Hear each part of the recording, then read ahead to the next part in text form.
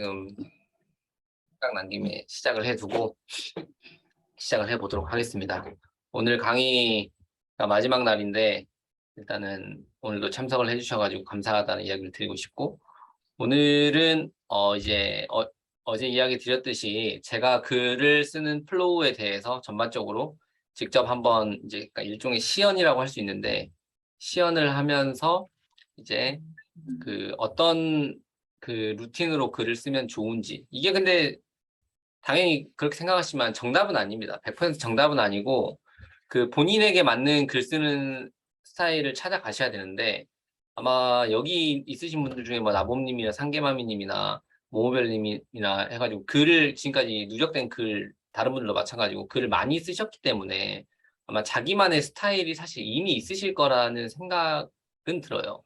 근데 이제 제가 오늘 이거를 보여드리는 거는 이 중에서 참고할 만한 것들이 있는지를 본인들이 좀 생각을 해보시고, 적용할 거는 적용하고 너무 시간이 오래 걸릴 것 같은 것들은 뺄 건 빼고 이렇게 해보시는 관점에서 접근을 해주시면 좀 더 유익하지 않을까 하는 생각이 듭니다.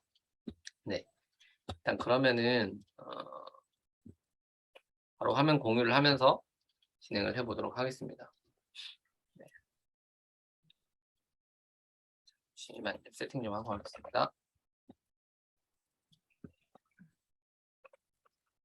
일단 오늘 강의 순서는 이제 마지막 8장이고 블로그 글쓰기 플로우에 대해서 한번 알아보도록 할게요. 일단 글쓰기 플로우는 그 지난번에도 여러 번 이야기를 드리긴 했었는데, 제가 이제 생각하는 글쓰기 플로우는 크게는 이 정도인데, 일단 글감을 정하고요. 그러니까 소재를 선택을 해야죠. 이거는 이제 키워드를 떠나가지고 이런 내용에 관련된 글을 써야 되겠다라는 거를 이제 결정을 하는 단계이고, 저 같은 경우에는 이런 글감은 어제도 이야기 드렸었는데, 이렇게 홈페이지를 둘러본다던가 뉴스레터를 받는다던가 책을 통해 가지고 이런 소스들을 챙겨보고 있습니다. 그리고 이제 여기서 이제 이 내용이 괜찮을 것 같다라고 생각되는 뉴스 기사나 책 내용을 하나를 뽑아 가지고 거기서 이제 키워드를 분석을 하고요. 그래서 이제 그 키워드 중에서도 이 키워드로 쓰면은 내가 노출이 될 것 같다라는 키워드들을 뽑아 가지고 그 키워드들을 기반으로 제목을 짓고 그 다음에 이제 작성을 시작합니다. 작성을 할 때는 이제 범위를 한정한다라는 거는, 예를 들면 글자 수를, 원래 이게 정보성 글을 쓰시는 분들은 글을 쓰다 보면은 이거를 쓰면 이것도 설명해야 될 것 같은데, 그러다 보면 이게 근데 그 글을 쓰면 내용이 엄청나게 많아지거든요. 그러니까 중간에 끊지를 못하면은 계속 글을 쓰게 되니까 나는 오늘 여기에다가 어떤 내용의 글을 써야겠다라고 이렇게 정해놓고 쓰는 거거든요. 그래서 이렇게 목차를 어느 정도 정해놓고 글을 쓰기 시작을 하고요. 뭐 톤앤 매너, 인용구, 태그, 이미지, 링크 이런 것들은 이따가 직접 보면서 이야기를 드리도록 하겠습니다. 그래서 전반적으로 글감을 고르고 그다음에 키워드를 선별하고 제목을 짓고 글을 작성해 나간다. 뭐 너무나 당연한 플로우지만 이 순서대로 한다는 것을 알아주면 좋겠고, 그럼 글감을 찾을 때는 저 같은 경우에는 이렇게 참고하는 사이트들이 굉장히 많고 이미 즐겨찾기로 추가가 거의 다 되어 있어요. 한국권에서 뭐 정책브리핑, 국민연금 이런 것들이 다 즐겨찾기로 추가가 돼 있고, 이제는 제가 글을 이곳에서 참고를 해가지고 이미 글을 많이 썼기 때문에 어디에 뭐가 있는지를 다 알고 있어요, 거의. 그러니까 어떤 정보를 어디서 찾아야 되는지를 이제 대부분 이제 알고 있다라는 거죠. 이게 이제 굉장히 장점이 되는 게 뭐냐면, 시간이 줄어들어요. 계속 글을 쓰면 쓸수록 내가 정보를 서칭을 해가지고 넣어야 되는데 그 시간이 줄어들더라고요. 그래서 이렇게 이것들을 많이 즐겨찾기를 해 두시고 필요한 것들은 계속 찾아서 그 활용하는 그 방법을 사용하시는 게 좋을 것 같고, 그 다음에 이제 이렇게 보면은 저 같은 경우에 이런 종류의 책을 제가 다 구매를 해가지고, 그러니까 이런 종류의 책이라는 게 뭐냐면 어떤 그 뭐랄까 책 하나의 전반적인 엄청나게 큰 개념을 가지고 있는 책이 아니라 이렇게 짤막하게, 그러니까 300무 300답 이렇게 하면은 여기에 글감이 300개가 있다라는 의미거든요. 그리고 재테크 상식사전 이런 거면은 특정 개념들이 한 두세 장 정도로 단락단락으로 해가지고 엄청나게 많이 있어요. 그러니까 이제 사실은 이런 책들을 구매해가지고 오늘은 이 챕터에 대해서 좀 써야지 하면서 이제 써 나가면서, 그러니까 책에 있는 플로우 그대로 써 나가면서 거기서 이제 최신화되는 정보들은 이제 사이트에 가가지고 이게 이전 버전일 수 있으니까 맞는지 안 맞는지 확인하고, 최근에 뉴스가 어떤 것들이 있었는지 확인하고, 그런 과정들을 통해 가지고 내 글로 만드는 거예요. 그러니까 이 사람의 글을 뼈대를 가지고 내 글로 소화를 해가지고 글 하나를 발행하는 거죠. 이렇게 하면 글을 좀 쉽게 발행할 수 있는데, 근데 이런 부분들은 사실 경제 분야나 이렇게 정보성 포스팅을 주로 하시는 분이 아니면 사실 조금은 활용하는 부분에 있어가지고 어려울 수는 있어요. 근데 예를 들면 여행 블로거다. 그러면은 사실 저도 책을 충분히 활용할 수 있다라고 생각을 하는 게 뭐냐면, 통상은 여행 블로거라고 하면은 꼭 후기성을 써야 된다라고 생각하시는 분들도 많거든요. 근데 후기성을 쓰지 않고 정보성으로도 충분히 쓸 수 있다고 생각하는 게, 예를 들면 가을철 여행지 추천 이런 거는 사실 후기성이라기보다는 정보성이잖아요. 그런데 그런 정보들을 이제 어떤 여행 잡지라던가 그런 부분들이 있어가지고 많이 알려줄 거란 말이에요. 그리고 예를 들면 상계마미님 같은 경우는 반려동물과 관련된 거니까 반려동물과 관련된 후기들 함께 했던 활동들에 대해서 쓸 수도 있지만, 반려동물과 관련되어 있는 어떤 그런 정보들도 상당히 굉장히 많을 수 있잖아요. 그런 정보들도 이런 책자들에 굉장히 잘 나와 있는 게 있을 수 있으니까, 그런 것들을 저는, 그러니까 인터넷으로 어떤 책이 있지 서칭하는 것보다 서점에 가가지고 가서 찾아보면은 굉장히 좋은 책들을 많이 고를 수 있더라라고 해서, 서점에 꼭 한번 가셔가지고 글을 쓸 때 참고하면 좋은 서적들을 구매해 보시면 아마 큰 도움이 되실 수 있을 거라고 생각을 해요. 그 다음에 또 이제 뉴스 같은 경우에도 저는 이제 매일 잠자기 전에 한번 쫙 스캔을 하거든요. 여기 보면 제가 경제니까 경제 분야의 신문을 다 이렇게 즐겨찾기를 해놓고, 구독에 가가지고 그냥 타이틀 위주로만 다 스캔을 해요.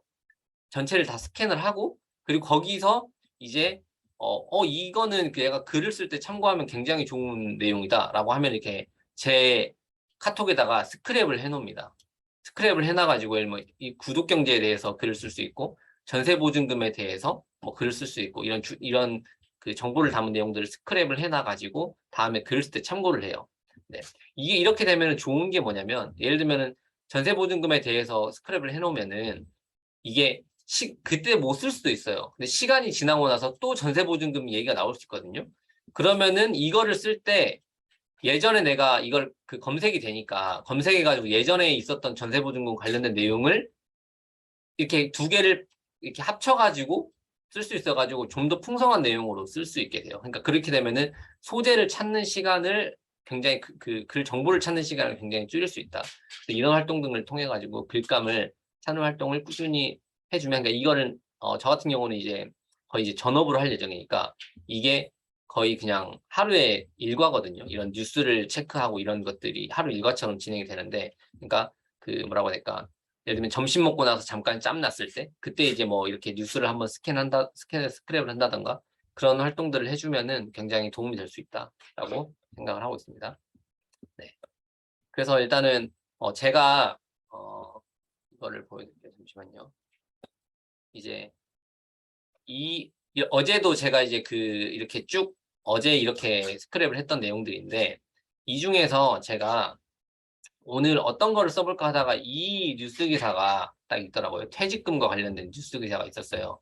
그러니까 퇴직금을 일시금으로 받는 게 좋냐, 아니면 퇴직연금으로 전환해서 받는 게 좋냐, 이런 논지의 기사였거든요.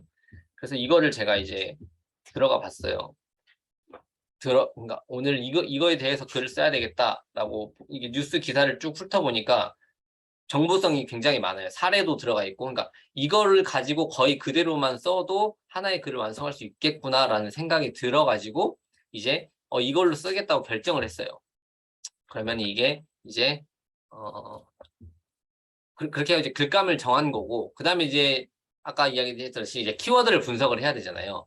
그럼 이제 키워드는 이제 어제 이야기했던 이 5가지 요소를 가지고 이제 분석을 해 나갔는데, 분석하는 걸 어떻게 했는지를 한번 봐볼게요. 네. 이건 직접 보면서 한번 해볼게요.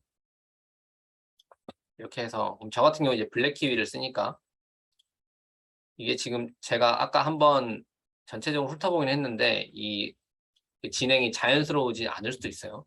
그래가지고 일단 퇴직금과 퇴직연금이니까 사실 퇴직금 그리고 퇴직연금 그렇게 하면 사실 키워드가 너무 크고 키워드가 너무 많이 확장된단 말이에요. 그러니까 제가 쓰고자 하는 주제는 퇴직금 일시금이 좋냐 퇴직연금으로 받는 게 좋냐 이거니까 처음에 검색을 퇴직금 퇴직연금 이렇게 검색을 했었어요. 그렇게 하니까 이제 뭐 1008 여기 보면은 섹션 보면 뷰 탭이 가장 위에네 이렇게 보고 그다음에 경쟁강도 1800에 1600 비율이 좋지는 않네. 왜냐면 검색량은 그렇게 많지 않은데 발행량이 많으니까 별로 좋지는 않구나라고 일단은 생각은 했어요. 그다음에 이제 여기서부터 사실 여기서 이렇게 됐으면은 아웃이긴 한데 일단 살펴봅니다. 연관된 검색어들이 그 용어들이 뭐가 있는지를 이렇게 살펴봐요. 그러면은 이렇게 해가지고 저는 현재는 이렇게까지는 하지 않지만 이제 그 처음에 할 때는 이런 방법들을 사용할 수 있어요. 그러니까 키워드를 이렇게 적어 놓는 거죠. 이렇게 딱 쭉 보다 보면은 이제 어떤 키워드들이 많이 사람들이 검색을 하는지를 볼 수 있어요. 그럼 여기 퇴직연금, 일시금 이런 게 있네. 그러면 일시금 뭐 이렇게 하고요. 일시금 이런 키워드들을 내가 이제 캐치하는 거죠. 근데 실제로는 이렇게 이것도 들어가 봐야 되죠. 이렇게 저는 새 창으로 띄워가지고 이렇게 퇴직연금, 퇴직금 이렇게도 사람들이 거꾸로도 많이 검색을 하는구나. 수수료, 퇴직연금 세액공제도 있고 개인 퇴직연금 이런 게 많네. 그리고 IRP라는 아까 위에도 있었지만 이게 검색량은 굉장히 적지만 사람들이 IRP라는 용어랑 퇴직연금이랑 이게 또 연동을 많이 해서 쓰는구나. 그래서 여기 예를 들면 이렇게 IRP 이 용어도 쓰면 좋겠다.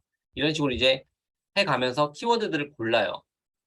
그러면은 예를 들면 연금이 아니고 퇴직 이렇게 해가지고 그러니까 하나씩 보면서 내가 쓸만한 키워드 퇴직연금 IRP 이런 거 들어가 볼까요? 일단 처음에는 기본적으로는 근데 여기 아래서부터 보는 게 좋기는 하거든요. 왜냐면 이게 검색량이 많은 거니까. 그래서 이게 검색량은 이거는 순서대로 되거든요. 월간 검색량이 맨 밑에 있는 게 가장 검색량이 많은 것부터 적은 거로 가요. 그럼 이렇게 쭉 올라가다 보고 여기를 같이 봐요. 여기는 이제 사실 의미가 없고 여기를 봅니다. 가다가 이렇게 푹 꺼지는 것들이 있어요. 막 2만, 8만, 6만인데 여기는 5만밖에 안 되네. 이런 것들 있죠. 그럼 이런 거를 들어가 봅니다. 한번 들어가 볼게요. 일단 이게 제가 실제로 하는 것보다 일단 플로우를 보여드리는 거니까. 그래서 이렇게 들어가 보면은 와 26,400인데 580이네. 이거 엄청 비율 좋구나. 라고 생각을 해볼 수 있죠. 그러면 일단 여기서 이제 섹션을 한번 보는데 지식 스니핑 인플루언서? 그러면 인플루언서에서 사실 빼앗길 확률이 굉장히 높아요. 저도 경제 비즈니스 활동을 하고 있으니까 이 키워드는 인플루언서들이 대부분 빼앗기겠다. 그런데도 불구하고 예를 들면 저같이 이제 그 네이버 검색을 많이 하는 사람들은 저는 오히려 인플루언서 탭을 잘 안 보는 경향도 있어요. 왜냐면 인플루언서들이 글을 좀 대충 씁니다. 실제로 좀 그래요. 제가 생각하기엔. 그게 왜 그러냐면은 인플루언서 탭에는 키워드 챌린지를 하는 건데 최신성이 너무 중요한 요소로 반영되다 보니까 그냥 다작을 하는 사람들이 굉장히 많아요. 정보는 조금 담고 그냥 최신성 반영해가지고 상위 노출 시켜가지고 들어오려고 하는 그런 다작을 하는 사람이 많아가지고 오히려 정보가 없는 경우들이 많거든요. 그래서 저 같은 경우는 인플루언서 탭이 있어도 뷰 탭을 많이 보거든요. 그런 관점에서 보면은 그런 사람들이 많지는 않을 것 같은데 좀 있다라고 가정을 하면 뷰탭 이 3위에 있으니 3위권에 있으니까 이 키워드도 괜찮기는 하겠다라고 생각은 해볼 수는 있어요. 근데 사실 이런 것들은 제가 이미 알고 있는 키워드인데 이 작성자 영향력 순위가 보면 제일 낮은 사람이 3,000등이에요. 그러니까 경쟁력이 엄청 센 키워드예요. 그러니까 이게 발행량이 적은 이유도 그런 것을 또 생각을 해볼 수 있는 거죠. 키워드는 엄청 좋은데 왜 발행이 안 되지? 왜냐면 상위에 랭크되어 있는 사람들이 너무 세. 이거는 써도 도저히 노출시킬 수가 없어. 그러니까 애초에 이런 것들을 아는 사람들이 글 자체를 많이 발행을 안 하는 거거든요. 그러니까 이제 이거 경쟁 강도 이렇게 좀 좋아 보일 수는 있는데 실제로 보면은 이게 내가 이겨야 되는 사람이 580명밖에 안 되지만 이 사람들이 너무 센 사람들이어가지고 애초에 도전하기 힘들다. 아무튼 이런 식으로 해 나가면서 그러면 이 키워드는 중간 정산 이 키워드는 아니야 내가 지금은 노출 못 시킬 것 같아. 써도 노출 못 시켜. 그러면 이제 아웃시키고 그다음에 여기 퇴직연금 일시금 이런 거 보면은 730명이 검색하는데 410명이네. 그러면 410명만 이기면 되는데 하루에 한 개에서 두 개 정도의 글이 올라온다는 건데 한 달을 기준으로 보는 거니까. 그러면 내가 이거 가능할 것 같은데 이런 것들도 보면서 이제 쭉 봅니다. 여기도 보면 지속적인 키워드네 이런 것도 보고 그다음에 뷰탭이 이건 또 1번이네 이렇게 보고 사실 이거는 유료로 사용해야 보이기 때문에 이게 근데 이게 지금 좀 제게 올라와 있는데 이게 약간 모호합니다. 근데 이 정도, 그러니까 이 순위를 안 보인다고 했을 때 이 정도 키워드면은 내가 써볼 수 있겠다라고 생각을 하는 거예요. 그러면은 이제 예를 들면 여기다가 이제 일시금이라는 키워드를, 이 용어를 하나 이렇게 넣어 놓는 거죠. 이런 플로우를 통해 가지고 이렇게 내가 쓸 키워드들을 이렇게 골라내는 거예요. 그리고 여기서 이제 추가적으로 해볼 수 있는 게 뭐냐면 여기다 이제 써보는 거죠. 이렇게 그러니까 여기다가 예를 들면 퇴직금이라고 쓰면은 이렇게 쭉 나오잖아요. 연관되어 있는 키워드들이 많이 있어요. 퇴직연금, 계산 방법, 계산기, 지급기준.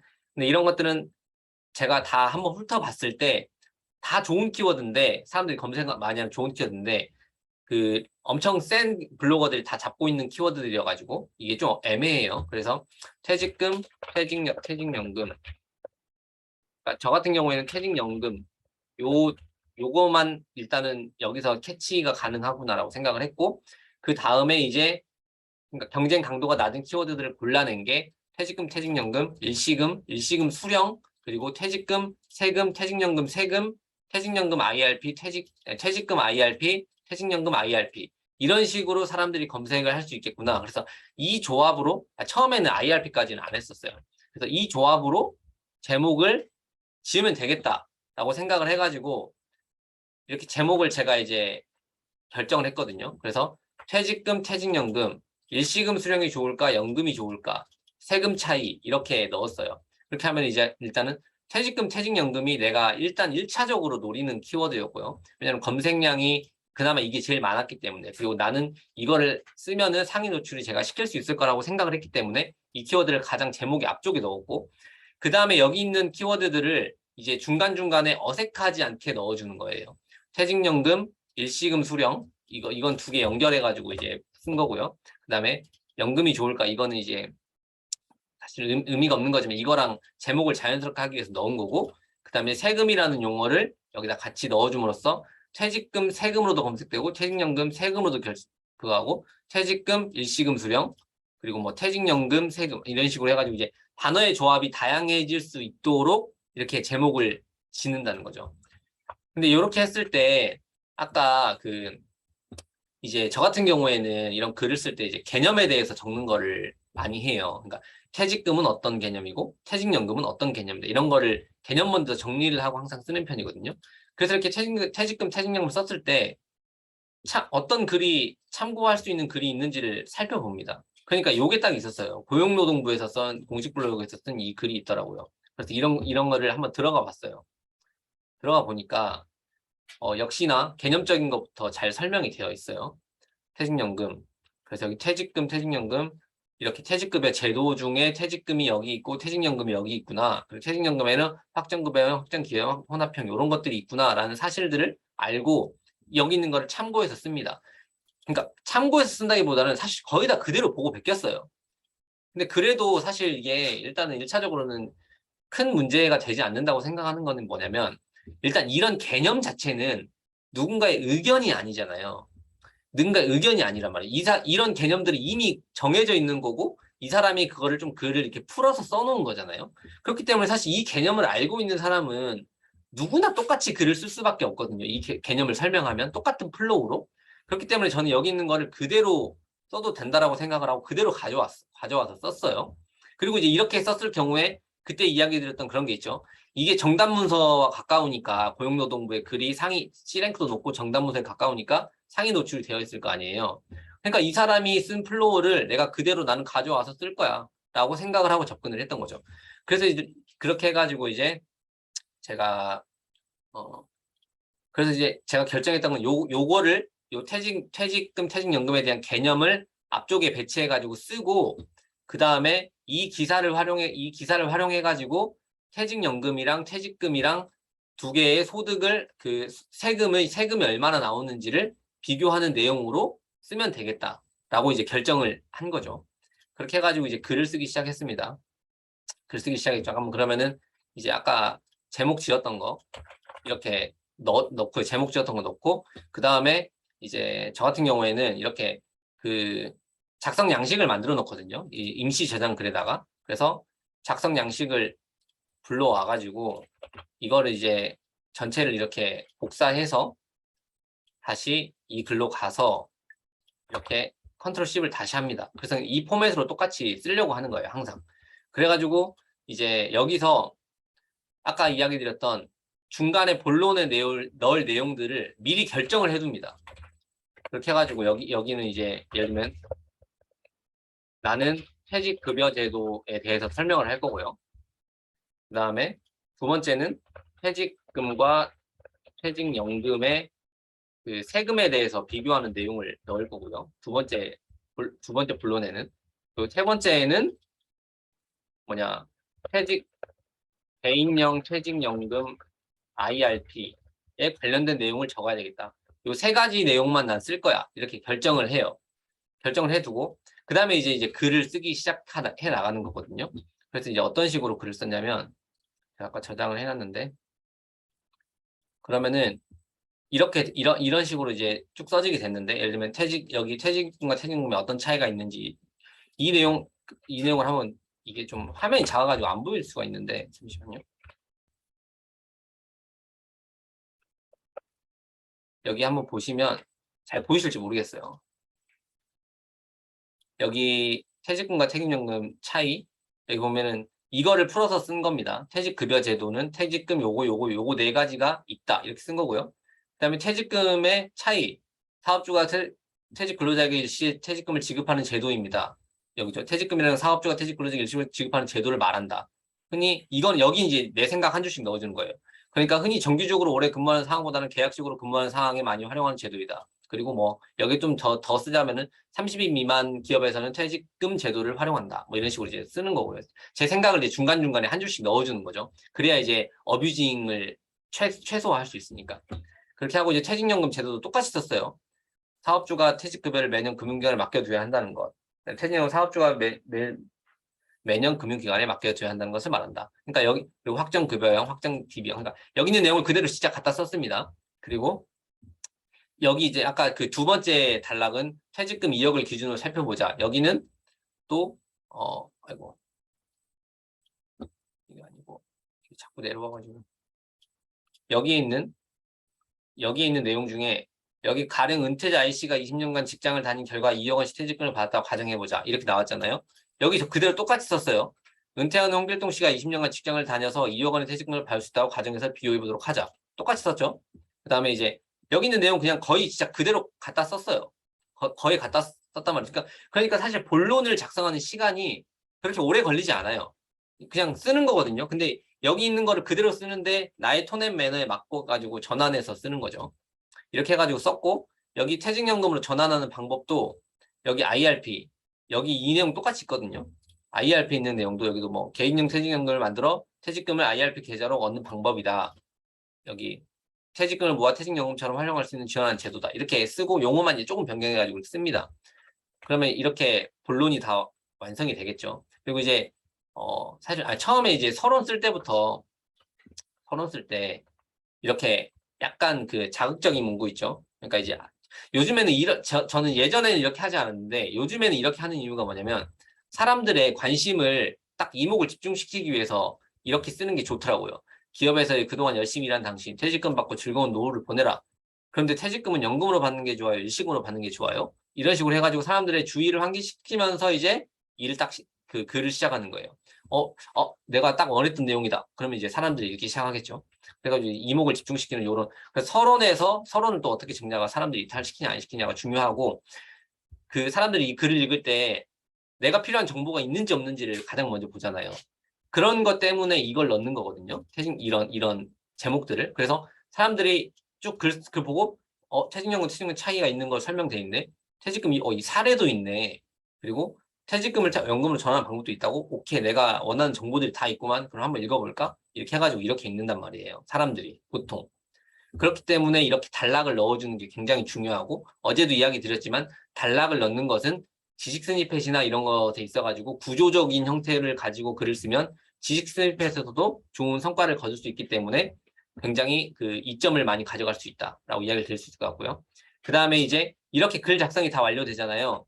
내용이 다 채워졌어요. 그러면은 이제 가독성을 높이는 작업을 해줍니다. 가독성을 높이는 거는 이런 거예요. 예를 들면은 이런 것들은 글자를 좀 이제 초반에 들어가는 거니까 빨갛게 좀 해가지고 눈에 잘 띄게 해주고 이것도 이제 그러니까 큰 것들이니까 이 정도로 이렇게 해줍니다. 이거는 이제 개인이 알아서 좀 자기가 원하는 걸로 하는 건데, 그러면 저는 이제 이렇게 글을 써놓고 오타 검사나 그런 것들을 한다는 차원에서 글을 한번 전체적으로 읽어요. 그러면서 한평생에서 열심히 일한, 한평생 기업에서 열심히 일한 평생 지급 이런 것만 이제 굵게 해주는 거죠. 퇴직금을 받게 된다. 퇴직금 일수는 수령하고 어떤 사람은 퇴직금 영대 형태 받는다. 어떠한 차이가 있는 것이며 내가 선택할 수 있는 건 어떤 유리할까? 이런 식으로 이제 굵게 해주고 필요하다면은 이건 뭐 색깔도 바꿔줄 수 있고 음영도 넣어줄 수 있고 이거는 이제 개인의 그 성향에 따라 가지고 본인이 뭐 진짜 좀 깔끔하고 이렇게 하길 원한다면 좀 더 그 하면 되지만 이거가 근데 너무 많아지게 되면 오히려 시간을 너무 많이 뺏기니까 시간을 많이 뺏기지 않는 형태로 하는 게 좋고 저 같은 경우에는 딱 거의 두 가지 형태로만 해요. 여기서도 그냥 색깔만 이제 바꾸는 글자 굵게 하고 이렇게 뭐 색깔만 좀 바꿔주는 거 이 정도 형태로만 하거든요. 이 이상이 되면은 이것도 신경 쓴다고 시간이 많이 걸리더라고요. 그래서 요 한 두 가지 정도만 자기가 하는 거, 뭐 밑줄을 긋는다든가 글자를 굵게 한다든가 글자를 크게 한다든가 이런 것들 중에 자기가 본인이 가장 효율적인 거를 찾아가지고 선택해서 하시면 된다라고 이야기를 드릴 수 있을 것 같고요. 그래서 이게 글이 아이고 이게 사진이 들어가 버렸구나. 이렇게 그래가지고 이게 지금 사진까지 넣은 건데 일단은 이렇게 하면서 이것도 한번 저 같은 경우는 어떻게 하냐면 이제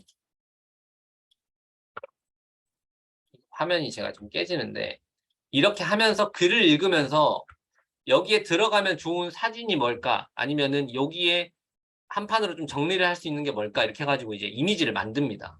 저 같은 경우는 이게 사실 좀 시간이 소요가 많이 되는 거긴 하거든요. 굉장히 번거롭긴 한데 이것도 본인이 맞게 하면 돼요. 나는 이렇게까지 만드는 거 못해. 아니면은 그러면 어디서 캡처한 사진을 가져온다든가 이렇게 이런 걸 활용해가지고 할 수 있겠죠. 근데 저 같은 경우는 이런 포맷을 활용하는 이유는 이미지 어뷰징을 최소화하기 위해서거든요. 그러니까 이게 사실 사진을 이렇게 여기 있는 사진 이거 사진 하나도 사실 캡처해가지고 그냥 넣어도 되는데 그냥 이 테두리 이런 거 그리고 여기에 글자 그냥 하나 더 넣어주는 거 이런 활동을 통해 가지고 이미지의 그러니까 어뷰징 중복을 방지를 할 수 있기 때문에 저는 직접 정보성 글을 적으니까 직접 사진을 찍는 경우가 거의 없다 보니까 저 같은 경우는 이렇게 이미지를 다 제작을 해가지고 하니까 이제 이런 포맷들을 만들어 놓고 그러면 이제 이렇게 그 퇴고를 하는 과정에서 여기에는 이 사진을 넣어야지 아니면은 여기에는 사진 들어갈 게 없으니까 여기에 있는 내용을 간략하게 퇴직금 개념이랑 뭐 이런 거 그냥 몇 글자 복사해가지고 붙여넣어가지고 이 사진 한 장으로 만들어야 되겠다. 그래서 이렇게 중간중간에 여기다 넣어야 되겠다. 그리고 여기다 넣어야 되겠다. 이런 것들을 제가 결정을 하면서 넣고 그다음에 여기 이렇게 파워포인트로 저 같은 경우에 만드니까 다 만든 다음에 이제 바탕화면에다가 그 사진을 그림 파일로 저장을 해가지고 다시 불러와가지고 이렇게 그러니까 중간중간에 이렇게 다 넣습니다. 그렇게 하다 보면은 저는 메인 화면 이렇게 쓰고요. 그 다음에 여기 그러니까 중간 단락 들어가고 글자 색깔 이렇게 컬러풀하게 돼 있으니까 사람들한테 가독성을 줄 수 있고 그 다음에 이렇게 이런 식으로 중간에 이런 내용들이 들어가니까 사람들이 읽을 때 잠깐 여기 시선을 멈췄다가 또 가고 또 이렇게 시선을 멈췄다가 가고 이런 형태로 가야지 사람들이 내 글을 끝까지 읽어줄 수 있게 된다는 거거든요. 근데 이게 확실히 어떤 차이가 있냐면 이거를 예를 들면은 사진도 없고 그냥 이렇게 쭉 있는 거면은 답답하잖아요. 이게 사람들이 딱 글을 읽으려고 했을 때 아, 글자 너무 많은데 막 머리 아픈데 이렇게 되는데 이게 이렇게 되어 있으면 딱 봤을 때 뭔가 사진이랑 이런 것들이 중간중간에 잘 들어가 있으니까 좀 길다고 생각을 해도 읽어보면 그러니까 또 이런 테두리 넣어주면은 좀 더 이 사람 진짜 좀 약간 전문성 있는 것 같은데 이 사람이 쓴 거 믿을만 할 것 같은데 신뢰성을 주면서 글을 끝까지 읽게 만들 수 있다는 거죠. 그래서 이런 효과들 그리고 이제 그림이 중간에 들어가면 좋은 게 사람들이 글을 읽을 때도 호흡을 해야 되는 거거든요. 그러니까 글을 쭉 읽다가 잠깐 또 쉬고 또 읽고 또 잠깐 쉬고 이렇게 읽고 해야 되는데 이런 것들이 없으면 쭉 읽다 보면 너무 지루해가지고 지쳐서 나가버립니다. 요즘에는 그 사람들이 짧은 컨텐츠에 익숙해져 있잖아요. 뭐 틱톡이나 쇼츠 이런 거가 짧은 컨텐츠가 유행하는 게 사람들이 이제 인내심이 없어지는 거거든요. 그래서 이런 것들을 중간중간에 넣어주면은 그런 효과를 가질 수 있어가지고 글을 끝까지 읽게 만들 수 있다라고 해서 전 넣어주고 있고 그래서 저는 이제 평균 사용 시간이 거의 5분 초반대, 4분 마지막에서 5분 초반대를 유지하고 있거든요.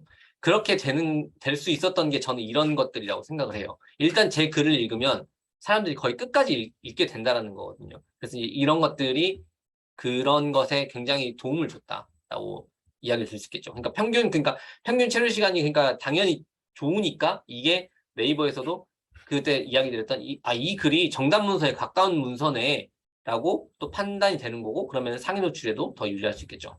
그리고 이제 이렇게 글을 쓰다가 중간중간에 어떤 게 있냐면 예를 들면 여기에 퇴직금을 계산하는 방법이 들어가는데, 퇴직금은 어떻게 계산할 수 있느냐 이런 방법이 들어가는데, 예전에 제가 이거에 관련된 글을 쓴 적이 있어요. 퇴직금을 계산하는 방법에 대해서. 그래서 제가 쓴 글을 이렇게 링크로 넣어줍니다. 퇴직소득세 계산 방법 이렇게 넣어줍니다. 이 부분에 대해 가지고도 이제 링크를 넣을 때도 여러 가지 방법이 있는데, 다 아시겠지만 여기에 이렇게 사진을 클릭하면은 사진에다가 이렇게 링크를 넣을 수 있잖아요. 사진에다 링크를 넣을 수 있고, 이렇게 글에도 링크를 넣을 수 있고, 그래도 여기에도 이렇게 링크를 넣을 수 있고, 그 다음에 그냥 링크를 복사해가지고 컨트롤 CV 하면은 이제 배너가 나오면서 배너 형태로 넣을 수 있어요.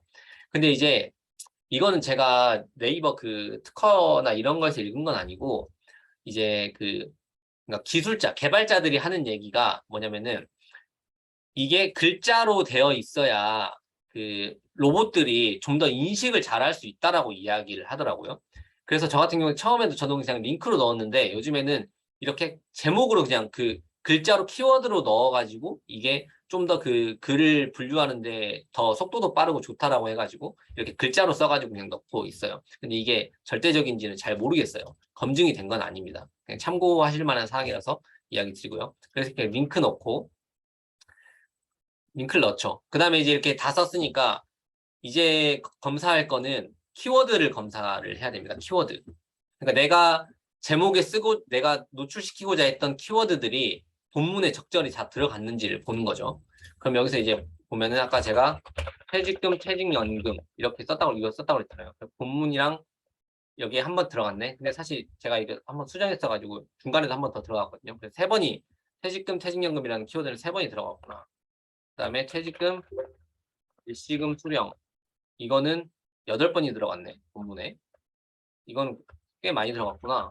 그리고 그리고 제가 이제 제목을 처음에 이렇게 결정을 했었잖아요. 근데 제목을 바꿨어요. 글을 쓰다가 제목을 바꿨던 이유는 뭐냐면, 중간에 제가 이제 마지막에 개인형 퇴직연금 IRP가 들어가니까 이 내용도 제목에 들어가면은 키워드가 더 많아지는 거거든요. 그래가지고 이거 이거를 더 추가하고 싶다라고 생각을 해가지고 처음에 이제 제목이 이거였는데, 퇴직금, 퇴직연금, 일시금 수령이 좋을까, 연금이 좋을까? 그러니까 이게 좋을까 이런 게 많이 들어가니까 제목이 길어져가지고 더 키워드를 넣을 수 없었는데, 이거를 줄일 수 있는 방법들을 생각해 보다가 일시금 수령 vs 연금, 그리고 여기 세금 차이를 바로 넣고 개인형 퇴직연금 IRP 장점 요거까지 이제 같이 넣어줬어요. 그럼 이제 그 제목이 이제 조금 더 길어지면서 키워드가 개인형 퇴직연금 IRP까지 또 키워드가 들어가게 된 거죠. 이거는 제가 또 왜 그랬냐면, 사실 인플루언서 키워드에 개인형 퇴직연금 IRP가 있거든요. 저는 원래 글을 쓸 때 대부분 뷰템 노출보다 인플루언서 노출을 거의 목적으로 하기 때문에, 그럼 여기에는 사실 다른 거는 없어요. 근데 이거 하나라도 넣어가지고 이것도 인플루언서 키워드 챌린지 도전을 해야 되겠다라는 생각에 또 같이 넣은 것도 있습니다. 그래가지고 제목을 수정을 했고요. 그러면서 이제 개인형 퇴직연금 이것도 이제 7번 정도 들어갔네. 오케이. 그러면은 내가 넣으려고 했던 키워드들이 다 잘 들어갔구나 라는 것을 체크를 하는 거죠. 전반적으로 잘 들어갔구나 라는 걸 체크를 하고 이제 발행을 하겠죠. 발행을 하는데, 발행을 할 때도 그다음에 마지막에 저 같은 경우에는 이런 문구를 넣거든요. 블로그 이후 인플루언서 팬이 되면 더 좋은 정보를 가장 빠르게 받아볼 수 있다. 이걸 누르는데, 처음에는 인플루언서 팬하기 그런 거를 링크로 넣어놨었어요. 근데 이제 이게 네이버가 좋아하지 않는 것 중에 기승전 링크거든요. 그러니까 앞쪽에 글 다 쓰고 링크 하나 뭐 달아요. 그러니까 링크를 이제 참고하는 문서를 달아. 그게 이제 예를 들면 내가 어떤 글을 쓰는데 항상 똑같은 링크가 들어가요. 그걸 네이버가 싫어해요. 그리고 그게 어뷰징 행위로 돼가지고 그 블로그의 품질에 나쁜 영향을 끼칠 수 있다라고도 이야기를 하고 있어요. 그래서 이게 근데 그 지배적인 역할을 하는 건 아니지만 그게 이제 조금 불리할 수도 있겠다라는 생각이 들어가지고 반복적으로 링크 들어가는 건 내가 피해야 되겠다 싶어서 그냥 여기는 이제 멘트로만 이렇게 넣어놨고, 그 다음에 이제 또 제가 예전에 썼던 글 중에 개인용 퇴직연금, IRP, 퇴직연금 이렇게 지금 내가 쓰고 있는 글과 굉장히 그 연관성이 깊은 글을 링크로 하나 또 걸어줬어요. 저는 이제 없으면은 안 겁니다. 없으면 안 걸어요. 무조건 억지로 걸려고 하지 않아요. 이 링크는 이 글의 연관성을 많이 보거든요. 그러니까 기여 점수라고 해가지고 여기에 이 글이 이 본문을 이해하는데 도움이 되냐 안 되냐 이거를 많이 평가를 해요. 근데 예를 들면은 이 퇴직연금에 대해서 써놓고 갑자기 연관 링크는 국민연금에 대해서 이야기를 하고 있어요. 그러면 얘는 전혀 관련이 없는데, 그러면 오히려 이게 기여 점수를 주게 되는데 기여 점수가 마이너스가 되는 거죠. 그러면 이 글 자체의 수준이 더 떨어지게 되는 거예요. 그러니까 링크는 꼭 연관성이 있는 글만 링크를 넣어줘가지고 기여 점수를 받아서 글의 품질을 더 높여야 된다라고 이야기를 드릴 수 있을 것 같아요. 그래서 이렇게 해가지고 글을 이제 발행을 했습니다. 사실 제가 이 글을 쓸 생각이 없었어요. 이 글을 쓸 생각이 없었는데 오늘 그 이제 여기 계신 분들한테 실제로 어떻게 하는지를 보여줘야 되니까 오늘 한번 제가 테스트를 해본 거거든요. 진짜로 해보자. 이게 되는지 안 되는지를 보여주자. 근데 걱정도 했어요. 아, 이거 써놓고 키워드 그거 한 거 노출 안 되면 어떡하지? 이렇게 걱정을 했었는데 다행히도 일단은, 그리고 이제 쓰고 나서 바로 이제 내가 그 쓴 키워드들이 노출이 되는지를 체크를 합니다. 이게 근데 이건 당장은 안 되겠죠. 시간이 지나야지 업로드가 되는 거니까. 그래서 퇴직금, 퇴직연금 이렇게 검색을 해봤어요. 그러면은 여기에 이제 제 글이 나오죠. 그러니까 1페이지에 노출이 되고 있는 거예요. 그러니까 이렇게 되면은 아, 내가 키워드 분석이 잘 됐네. 내가 예상했던 것만, 사실은 조금 더 올라올 수 있을 거라고 생각했는데 그래도 일단 PC에서는 1페이지에 노출되고 있구나. 이게 아마 모바일에서는 안 될 거예요. 그리고 뭐 퇴직금, 세금 검색해 볼까? 그러면은 이게 인플루언서들이 있으니까 인플루언서 거 빼고 여기도 마지막에 이렇게 들어와 있죠. 이런 식으로 그러면 퇴직금 일시금 수령도 됐나? 아이고. 이거는 3일로 노출인데 이거면은 그 모바일에서도 상위 노출 됐구나 라고 이렇게 내가 오케이 좋아, 내가 그 노렸던 키워드들의 대부분 상위 노출이 되고 있어. 오케이, 이러면은 이 글은 내가 일단은 그 생각했던 것만큼 되는구나. 그러면은 내가 퇴직금, 퇴직연금 예를 들면 1,800명 정도의 경쟁률이 있었고 이 키워드 정도는 예를 들면 이런 키워드, 그리고 퇴직금, 퇴직연금 이 정도의 키워드 내가 상위 노출을 시킬 수 있구나라는 걸 내가 이제 감을 잡을 수 있는 거거든요. 그리고 이제 또 이렇게 되면은 이제 키워드를 만약에 정리한다고 하면 이제 뭐 정리를 이제 나중에 장기적으로 진짜 제대로 운영하고 싶으면 이런 키워드 정리해놔야 되거든요. 퇴직금, 퇴직연금 이렇게 해놓는 거죠. 상위 노출 가능 뭐 이런 식으로 적어놓는 거예요. 뭐 아니면 뭐 어떤 거는 상위 노출 불가 뭐 이렇게 적어놓는 거죠.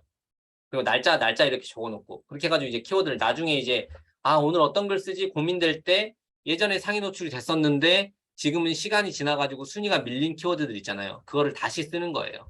그런 식으로 해가지고 다시 또 상위 노출 시키고 그 다음에 그러면서 이제 내 블로그의 방문자 수를 일정 수준 계속 유지해 나간다는 거죠. 이런 식으로 해가지고 글 하나를 완성하면 되고, 그 다음에 이게 그리고 이제 그러면은 노출이 어떻게 되고 있는지 사실 내가 모든 키워드를 알 수 없으니까 실제로 들어가서 봐야 되거든요. 어떤 키워드들로 사람들이 들어오고 있는지를 봐요. 그래서 이거 사실 6시간 전에 발행한 거라 검색에 의해 노출되기가 쉽지는 않아요. 이 시간에 그냥 빨리 반영돼야 되니까. 근데 일단은 제가 체크를 해봤는데 통계 일단은 49명이 조회를 했죠. 그래서 여기 들어가서 통계에 들어가서 유입 경로를 봅니다. 그럼 여기서 보면은 이게 이제 어느 정도 답을 딱 찾을 수 있어요. 그러니까 내가 노리지 않았던 키워드로 오히려 사람들이 더 많이 들어오네. 이런 걸 이해할 수 있거든요. 그러니까 근데 내가 제목에 넣었던 그 조합으로 검색이 다 되는 거예요. IRP, 퇴직연금, 세금, 퇴직연금, 세금, 퇴직금 일시금, 퇴직연금 일시금. 그쵸? 엄청난 조합으로 다양한 조합에 있을 때 내 글이 여러 곳에서 노출이 되고 있다는 거죠. 그러니까 이렇게 노려볼 수 있기 때문에 이 제목의 키워드를 조합해가지고 글 하나를 완성하는 게 정말 중요하다라는 겁니다. 그래서 이런 식으로 해가지고 이제 내가 키워드를 이런 식으로 해서 이건 아까 다 설명이 드렸는데, 그러니까 이런 식으로 내가 키워드를 제목을 결정하는 것부터 해가지고 키워드를 분석해서 제목에 어떤 키워드를 넣을지를 결정하고 그런 것들을 반복해서 계속 해야 된다. 근데 이 과정이 쉽지 않죠. 진짜 쉽지 않아요. 왜냐면은 저 같은 경우에 인플루언서 그것도 한번 보여드릴까요? 또 나중에 다들 인플루언서 되셔야 되니까 시간 될 때 한번 보여드리겠습니다. 예를 들면 인플루언서, 여기 상계마미님 인플루언서 계시지만 인플루언서 가면 이렇게 인플루언서 홈을 운영하게 되는데 여기에 이렇게 키워드 챌린지라는 것이 있어요. 키워드 챌린지에 이렇게 들어가 보면 이렇게 키워드 챌린지 여기 엄청나게 많습니다. 이렇게 키워드들이 여기 보면은 지금 4,300개가 있죠. 그러면은 예를 들면 퇴직금 이렇게 검색해 보면 퇴직금과 관련된 키워드들이 엄청나게 많아요. 그렇죠? 퇴직금 근데 여기 이렇게 사실 검색했을 때 이렇게 돼 있으면 사실 엄청 좀 빡치거든요. 왜냐면은 이 사람이 이거 글 하나로 이거 다 도배한 거거든요. 이 사람 보세요. 그러니까 인플루언서들이 이렇게 키워드들을 먹어버려요. 그러면 이 글 하나로 이 사람은 아마 방문자가 한 2, 3천 명 이상 들어올 거라고 생각이 됩니다. 아무튼 그래가지고 요렇게 해서 여기 있는 키워드를 제가 기본적으로 많이 사용하기 때문에 저는 그러니까 오늘처럼 이렇게 블랙키 뷰템 노출을 위해 가지고 키워드 분석을 잘 하지 않았어요. 한동안 하지 않았거든요. 거의 많이 안 했어요. 근데 오늘 해보니까 저도 오랜만에 했는데 엄청 어려운 거예요. 이 키워드를 찾는 게. 그래서 진짜 불안했어요. 이게 노출 안 되면 어떡하지? 이거 열심히 했는데 노출 안 되면은 이게 이렇게 하면 안 된다라고 또 그렇게 변명을 해야 되나, 또 실패했다라고 이렇게 실패한 사례를 보여줘야 되나, 이렇게 하니 좀 민망할 것 같았는데 다행히도 노출이 잘 되고 있어가지고 이런 식으로 이제 키워드 분석을 하고 글 하나를 완성하고 오늘 제가 이렇게 했을 때 시간이 2시간 이내가 걸렸거든요. 근데 이 시간도 제가 기준으로 생각했을 때는 꽤 많은 시간이 걸린 거예요. 저는 1시간 반을 무조건 넘기지 않으려고 하거든요. 글 하나를 쓸 때. 근데 오늘 약간 2시간, 1시간 반에서 2시간 사이에 시간이 걸렸는데 그것도 굉장히 좀 많은 시간이 걸려가지고 근데 이게 사실 이건 제가 보여드려야 되는 거니까 좀 공을 들였기 때문에 그 정도의 시간이 들어간 거고 실제로 제가 글을 쓸 때는 이거보다 더 빨리 더 신속하게 이제 쓰거든요. 그러면서 이 과정을 딱 근데 아마 여기 계신 분들이 굉장히 어렵다고 생각하실 수도 있어요. 이게 너무 어렵다 생각할 수도 있는데 그래서 이렇게까지 해야 돼? 막 이렇게 생각할 수도 있는데 이렇게 하면은 블로그를 확실히 저는 빠르게 성장시킬 수 있다라고 생각을 하고요. 그리고 이게 그러니까 뭐라고 해야 될까? 그 정답은 아니지만 그 모든 요소를 고려했을 때그 그 각각의 요소들에서 내가 최고의 점수를 받을 수 있는 걸로 운영을 하는데, 그러니까 이거를 해봐야 내가 여기서 좀 필요 없는 거는 빼고, 이거는 나에게 너무 부담돼, 빼고, 이렇게 빼나가야지. 애초에 요것만 해보고, 여기에 뭐 하나 더 추가해서 하고, 하나 더 추가해서 하고 하면은 이게 점점 더 어려워지는 거잖아요, 이게. 그러니까 글을 쓰면 쓸수록 더 어려워지는 거죠. 어느 거 하나가 추가되면.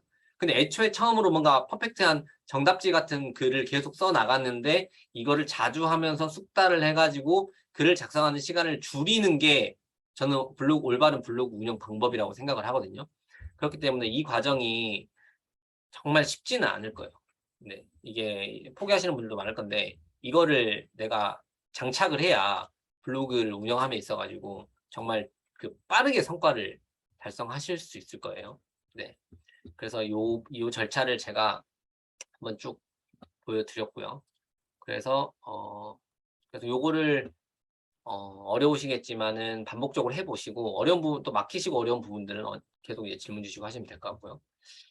그 다음에 잠시만요. 근데 이게 지금 사실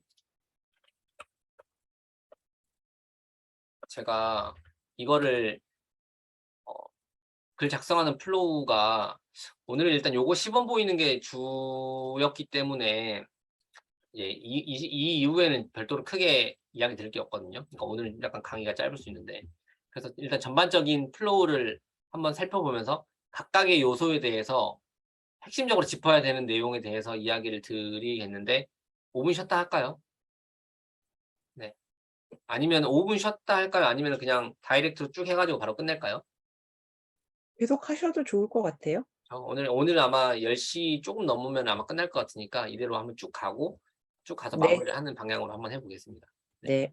그래서 글 작성하는 플로우를 이제 다시 한번 그 되새겨 보면은 처음에 이제 그 글감을 정했었죠. 글감을 정했었고 키워드를 분석을 했었어요. 그다음에 이제 글을 작성할 때의 이 플로우였는데 템플릿을 내가 미리 만들어 놔야 되고 만들어 놓고 내가 항상 쓰는 구조를 항상 비슷하게 가져갈 수 있는 그 형태를 만들어 놓고요. 그다음에 글을 작성하는데 여기서 이제 글 작성할 때 글자 수는 일단은 저는 1,500 자에서 2,000자 정도가 좋다고 생각합니다.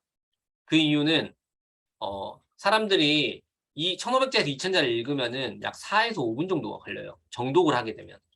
4에서 5분 정도 걸립니다. 그럼 이게 평균 체류 시간이 굉장히 높은 시간이죠. 그리고 그렇기 때문에 뭐 1,500자, 2,000 자를 써야 된다 이런 관점도 있지만 또 하나는 요즘 뉴스를 보면은 우리가 이해할 수 있어요. 뉴스를 보면 대부분 1,500 자에서 2,000자 정도로 작성이 됩니다. 그 이유가 명확하겠죠. 기자들이 오히려 이런 걸 더 많이 신경 쓸 거 아니에요. 그렇기 때문에 그러니까 사람들이 이 정도의 정도가 되는 글에 대해서 거부감이 없이 딱 집중을 해 가지고 끝까지 읽어 줄 수 있다는 거죠. 그렇기 때문에 1,500 자에서 2,000 자가 합리적인 선택지다라고 이야기를 드릴 수 있을 것 같아요. 그러니까 이거를 네이버가 좋아한다라기보다는 구독자들의 입장에서 봤을 때 이 정도의 글자의 수준이 합리적인 수준이다. 내가 시간을 투자하기에 합리적인 수준이다라고 생각을 하고요.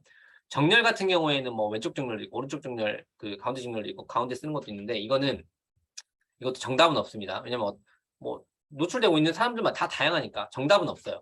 근데 이런 부분들은 좀 생각을 해볼 필요가 있는 게 예를 들면은 경제 관련된 글을 쓴다. 그럼 정보성을 많이 전달하게 되는데 이것도 그 자기만의 전략이 필요한데 왜냐면 나는 엄청 약간 가벼운 느낌으로 쓸 거야. 가벼운 느낌으로 쓸 거야. 그러면은 글을 이렇게 가운데 정렬을 해가지고 나범님이 그런 형태로 쓰시죠. 중간중간에 딱딱 잘라서 쓰고 그다음에 공백을 좀 이렇게 많이 둬가지고 사람들이 글에 대해서 큰 부담이 없게 읽을 수 있도록 나는 쓰는 게 나의 매력이야. 라고 생각하면 이렇게 쓰는 거고요. 그러니까 그렇게 자기만의 이제 스타일을 찾아가지고 글을 쓰는 건데 이것도 어떤 부분들을 생각해 볼 수 있냐면 그 블로그를 모방 블로그를 제가 어제 정해야 된다고 이야기를 드렸는데 그 모방하는 블로그들이 대체적으로 어떤 형태로 글을 쓰는지를 참고해 볼 필요가 있어요. 그럼 들어가 보면은 명확하게 딱 보이거든요.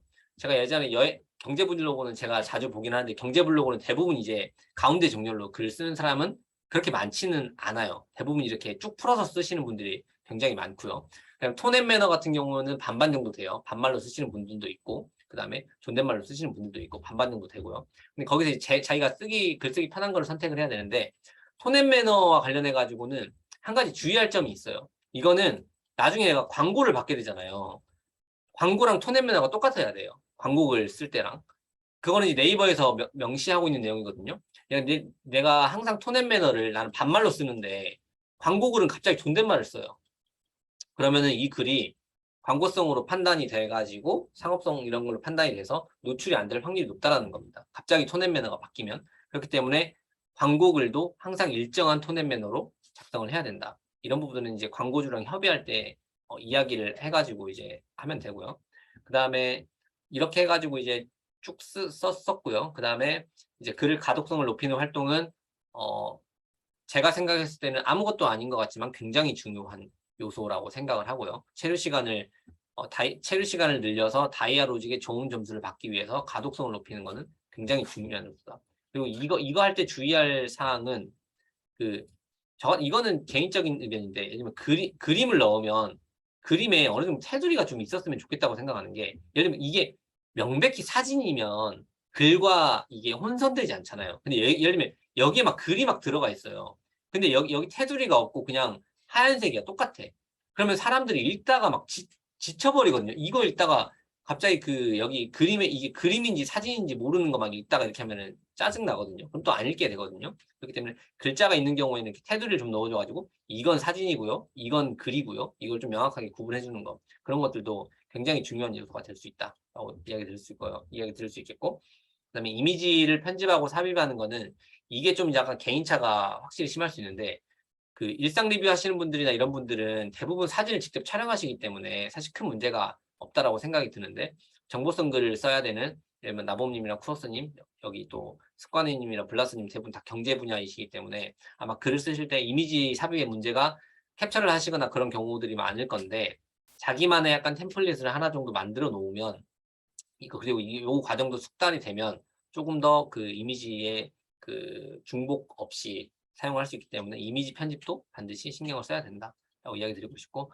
링크는 아까 이야기 드렸죠. 그 기여 점수가 있기 때문에 반드시 관련성 있는 링크만 넣어줘야 되고, 키워드 체크, 마지막에 내가 처음에 넣고자 하는 키워드들이 글 전반에 다 잘 반영이 됐는가에 대해서. 그다음에 동영상 삽입도 내가 사진을 그대로 하면 그냥 사진만 쭉 나열해 가지고 영상 하나 그냥 쉽게 만들 수 있거든요. 이것도 한번 보여드려 볼까요? 시간이 아직 좀 있으니까. 예를 들면 그 RC 동영상 만들기 이런 게 있어요. 이거 잠시만 보여드릴게요. 이거는 그러니까 이게 사실 동영상이 있다라는 게 핵심은 아닐 수 있는데, 일상 블로거나 이런 거 하시는 분들은 동영상이 있는 게 굉장히 좋거든요.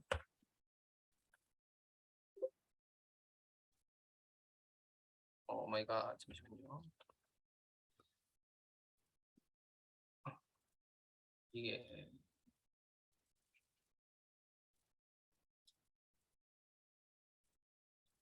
RC 동영상이라는 거, 이거 보이시죠? 이거 있는데, 이거 엄청 진짜 빨리 만들 수 있거든요. 거의 제 컴퓨터가 좀 느려가지고 느린데, 이렇게 해가지고 저 같은 경우 이게 다 저장하니까 이걸 열어가지고 뭐 재생 시간 5초, 사진당 재생 시간 5초로 하고 이거 그냥 만들기 하면 되거든요. 그다음에 워터마크 제외하고 만들면은 동영상 바로 만들어져요. 엄청 빠르죠. 이렇게 하면은 40초, 1분 안 걸리는 상태에서 동영상 하나 만들어지니까 그냥 이 동영상을 그 내 블로그 글에다가 넣는 거예요.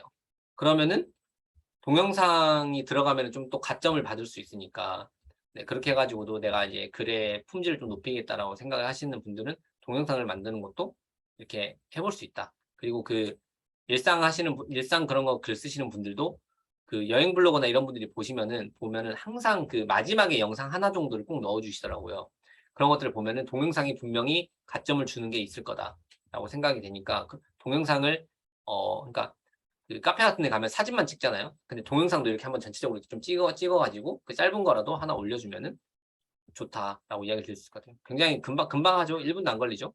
이렇게 해가지고 동영상을 넣어주는 방법도 있다라고, 이거는 본인이 또 선택을 하시면 될 것 같아요. 저도 예전에 했었는데 이제 저는 시간을 좀 줄이고 싶어가지고 지금은 안 하고 있는데, 종종 할 때도 있고 안 할 때도 있고 뭐 그런 건 그렇습니다. 해시태그 같은 경우에도, 해시태그는 아까 그 사람들이 검색해서 들어올 만한 키워드, 내가 키워드를 이렇게 여러 가지를 이렇게 만들었었잖아요. 그러면 퇴직금, 세금, 퇴직연금 차이, 퇴직금, 일시금 수령, 퇴직연금 세금, 이렇게 해가지고 이 조합을 이렇게 여러 개를 만들어가지고 해시태그로 넣어주면은 검색이나 이런 것에 있어가지고, 검색에 있어가지고 유리하진 않겠지만, 이게 어떤 글을 검색했을 때 그 관련된 컨텐츠로 내 컨텐츠가 뜰 확률이 좀 높아진다라고 이야기를 하고 있기 때문에, 그 해시태그를 이러한 형태로 그 다양한 조합으로 작성하면 좋을 것 같다라고 이야기를 드릴 수 있거든요.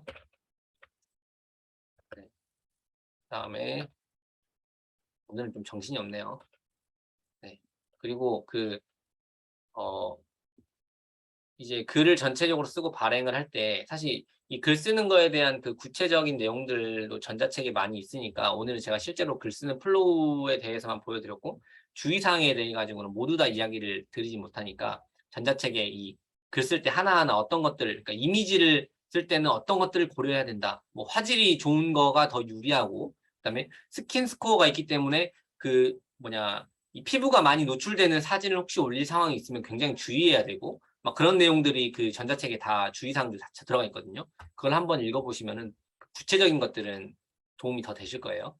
그다음에 이제 주의사항을 한 가지 이야기 드리고 싶은 게, 그러니까 글감을 찾는 거 아까 그게 저는 같은 경우에 루틴이 됐다라고 했잖아요. 근데 이게 사실 저는 블로그를 뭐 전업으로 하려고 하는 사람이고 하다 보니까 그래서 이게 루틴이 될 수 있는 건데 사실 이제 직장 생활도 하고 있는데 이런 것까지 내가 블로그에 목숨 걸 사람도 아닌데 내가 이런 걸 루틴까지 해야 되나라고 생각하실 수도 있는데 이렇게 하면은 반드시 나중에 보장받을 수 있을 거라고 생각해서 글감을 찾고 뭐 하는 거는 짜투리 시간을 잘 활용하는 게 중요하다고 생각하거든요.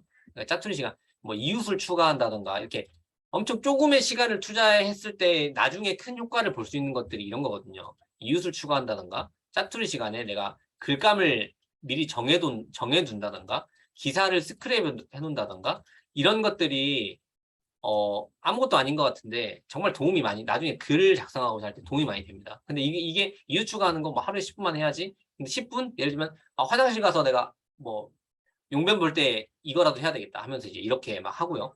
글감은 뭐 기사는 내가 한번 스캔해야 되니까 잠자기 전에 뭐 유튜브 이런 거 그냥 의미 없는 거 안 보고 내가 오늘 내가 구독해 놓은 그 기사 중에 뭐가 있는지 저는 항상 하거든요. 한 10분에서 20분 정도 걸려요. 그러면 자기 전에 요것만 딱 해놓고 자야지 하고 딱 요것만 해놓고 자고 이런 식으로 하거든요. 그러니까 이게 사실 저는 이게 어떻게 보면 블로그랑 무라일체가 되어 있는 그런 건데 그래서 이런 것들을 해가지고 하고 그렇게 해야 이제 내가 실제적으로 이제 딱 책상에 앉아서 글을 쓸 때 글을 쓰는 시간을 줄일 수 있기 때문에 이런 활동들을 같이 해주시면 좋을 것 같다라고 생각이 들고요. 요건 이제 자주 하다 보면 습관이 되고 모든 것이 연결되는 경험은 이게 그 신사임당 아시잖아요. 신사임당 경제 분야의 그 엄청난 유튜버 신사임당님이라는 분이 있는데 주영규 씨라는 사람이 있는데 그 사람이 유튜브를 할 때 그 사람이 유튜브를 하고 엄청나게 많은 사람들을 만나면서 이런 얘기를 하더라고요. 진짜 잘 되는 사람들 보면은 그 사람은 이 껌딱지를 머리에 붙이고 다니는 것 같대요. 그게 무슨 의미냐면 그러니까 그것만 생각한다는 거예요. 계속. 그러니까 예를 들면 저 같은 경우는 블로그를 하니까 블로그? 이거 예를 들면 제가 얼마 전에 도서관을 갔는데 도서관에 마을 기업이 있더라고요. 그러면 마을 기업? 이거 키워드 챌린지에 있던 키워드인데? 그리고 사진 하나 찍고 이거 나중에 뭐 블로그로 글 써야지. 이런 식으로. 그러니까 이게 모든 게 연결되더라고요. 이렇게 그러니까 생활을 하다가도 어떻게 하면 블로그 글에 있는 소재를 어떻게 캐치할 수 있을까? 친구가 뭐 변액보험 물어보니까 나 이거 한번 써봐야 되겠다. 친구가 물어봤다고 하면서 경험이랑 이제 그 정보랑 같이 담아가지고 하고 오늘도 아파트 체크리스트 점검에 관련된 친구가 또 전화가 와가지고 물어보길래 이거 또 친구가 물어보네? 그러니까 이거 또 써야지? 막 이런 관점. 그러니까 그렇게 되더라고요, 이제. 그러니까 모든 것이 연결되는 정말 신기한 경험을 할 수 있었다라고 생각을 했고, 그다음에 오늘 그 키워드를 많이 그 키워드 분석하는 과정들을 이제 보여드리고 했는데, 이게 좀 계속 이야기 드리는 거지만 어려워요. 어려운데 지난번에 이야기 드렸지만 키워드를 찾는다고 막 하다가 결국 글을 못 쓰게 되는 경우들이 굉장히 많을 수 있기 때문에 여기 4개나 쳐놨죠. 글을 발행하는 게 좋은 키워드를 찾는 것보다 훨씬 더 중요하다. 훨씬 더 중요합니다. 그러니까 글을 무조건 써야 된다. 키워드를 발굴을 못하면 그냥 내가 쓰고자 했던 생각을 가지고 그냥 쓰면 된다라고 하고요. 그럼 수정은 한 번 정도만 하자라는 게 무슨 의미냐면 내가 이렇게 글을 하나 2시간을 공들여가지고 썼어요. 이 키워드를 노출시키고 싶어가지고 썼단 말이에요. 근데 이것도 제가 아까 이야기 드렸지만 제가 퇴직금, 퇴직연금을 앞쪽에 뒀다라는 거는 이 키워드를 중점적으로 노출시키고 싶었다는 이야기거든요. 근데 예를 들면 이게 노출이 안 돼 버렸어요. 그리고 이제 다른 것도 막 노출이 안 돼. 그러니까 어떤 키워드로 노출이 안 돼가지고 방문자가 전혀 없는 상태야. 그러면 수정을 해보자라는 겁니다. 이거보다 조금 더 경쟁 강도가 낮은 키워드로 해가지고 그럼 왜냐면은 퇴직금, 퇴직연금이라고 썼는데 사실 뭐 퇴직금, 일시금 수령 이 키워드가 좀 더 경쟁 강도가 낮아서 이걸로는 노출이 될 것 같아. 근데 이게 그럼 제목에 꼭 들어와야 되거든요. 근데 제가 아까 쓴 글에는 이게 제목으로 이게 연결된 하나의 키워드 집단으로 들어오지는 않았잖아요. 그러니까 이게 안 되니까 퇴직금, 일시금 수령 이 키워드로라도 내가 노출시켜보자라고 하면은 이 키워드를 제목의 앞쪽에 배치하면서 퇴직금, 일시금 수령, 퇴직연금으로 받는 것보다 좋은가? 이런 식으로 제목을 바꾸고 그 다음에 본문에 그 키워드가 하나의 묶음으로 잘 들어가 있는지를 또 한번 체크해보고 그 키워드만 좀 수정해보고 그렇게 해가지고 또 글을 한번 수정을 해서 발행을 해보자는 거죠. 그렇게 되면은 상위 노출되는 경우들이 꽤나 많습니다. 근데 이제 주의해야 될 거는 집착하면 안 된다. 집착하면. 그거에 집착하면 새로운 글을 못 쓰게 되거든요. 그러니까 집착하지 않고 저 같은 경우는 한 번 정도 노출이 안 되네? 그러면은 다른 키워드로 노출을 해봐야 되겠다 해가지고 가가지고 또 수정을 하고요. 오늘도 제가 수정을 했습니다. 수정을 했고, 뭐, 예를 들면 뭐 재건축 절차, 이렇게 키워드를 잡았었는데, 알고 보니까 아파트 재건축 절차로 키워드 챌린지가 있는 거예요. 그래서 오늘 수정해가지고 아파트 글자 앞에다 그냥 하나 넣고 본문에 키워드 몇 개 넣었거든요. 아파트 재건축 절차 그래가지고 키워드 챌린지에서 1등을 했어요.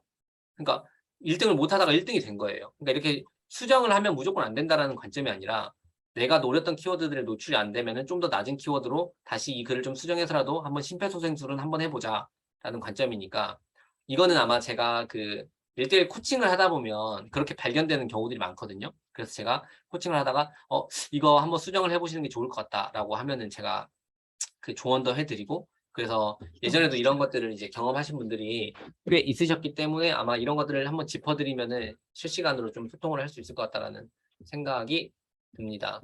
그래서 일단 오늘은 글 이렇게 해가지고 오늘 준비한 내용에 대해 가지고는 다 이야기를 드렸고 글 전체적으로 쓰는 플로우에 대해서 한번 이야기를 드렸는데 그렇다고 해가지고 아까도 제가 초반에도 이야기 드렸지만 이게 정답은 아니기 때문에 본인의 스타일에 맞춰서 작성을 하시되 이 글을 쓸 때 주의해야 되는 부분들 그리고 본인이 지금 현재까지 생각 못했던 부분들이 있었다면 그것을 벤치마킹을 해가지고 좀 사용할 수 있었으면 좋겠다라는 생각이 듭니다. 네. 일단은 오늘은 여기 다이렉트로 해가지고 지금 1시간 정도 쭉 이야기를 드렸는데 혹시 지금까지 이야기 드린 것 중에 질문사항이 있으시면은 질문을 받도록 하겠습니다. 네, 모모벨님. 그 아까 RC 동영상 보여주셨잖아요.